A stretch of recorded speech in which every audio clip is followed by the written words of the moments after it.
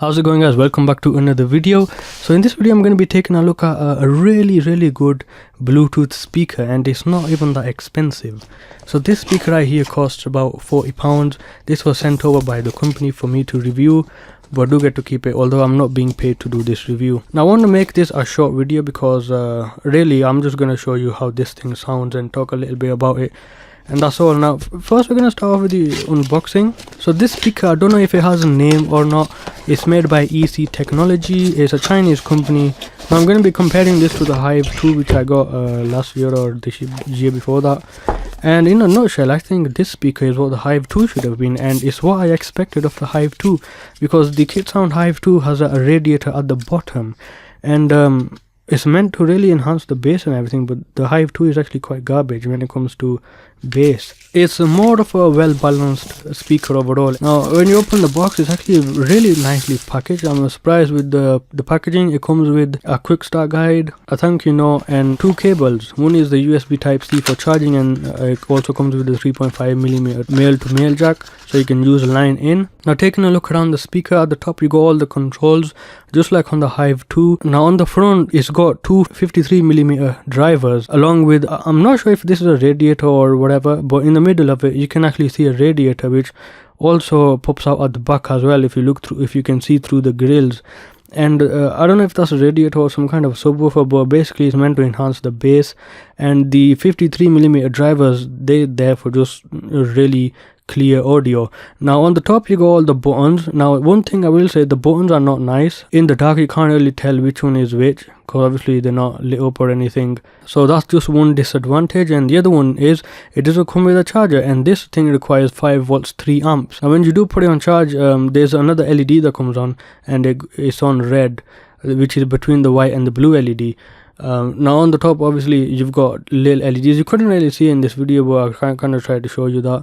Now at the back you got a flap which you open up, and you get a micro SD card slot, line in, and a USB Type-C for charging. And I'm actually surprised they've even got a micro SD card in there, because you can put your music onto that and then listen to it just from the memory card. So that is pretty nice, although I haven't tried that and it kind of seems a bit vague because it doesn't have an interface. Now connecting with your phone is pretty simple. You just turn it on, you go into the Bluetooth, and you just connect it with your phone and it connects. I mean, other than that, it's a really good speaker. I mean, it gets 5 stars from all around. The sound quality is really good. It has a lot of bass, which is what I kind of expected from the Hive 2, and I got a lot of flack for, you know, expecting that from people. But I mean, you should expect it with the radiator of that side on the Hive 2.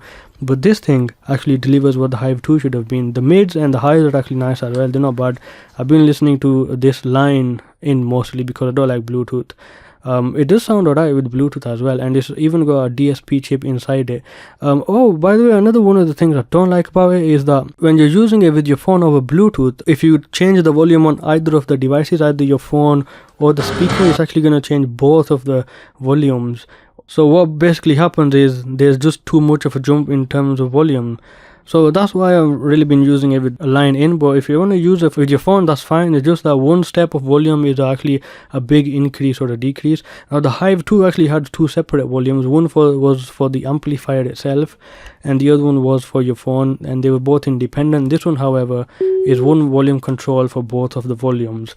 Well, anyways, here's some audio quality samples. I'll leave a link in the description if you want to go buy it. Definitely do recommend this. If you have any comments, let me know in the comment section below, and thank you for watching. I'll see you guys in another video.